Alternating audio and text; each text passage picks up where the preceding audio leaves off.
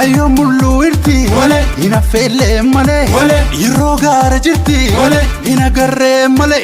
daddaba fan karra kakkajelcha male daddafa hingalla kashakka shalolle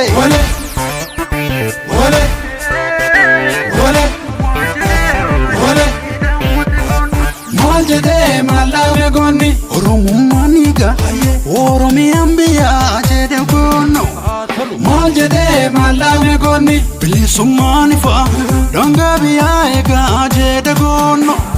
Maljede malame gonni Sobani ragina Ugain halina jede gonno Maljede malame gonni Ganduma badisa Ofituma disa jede gonno Siyade malo nu siyara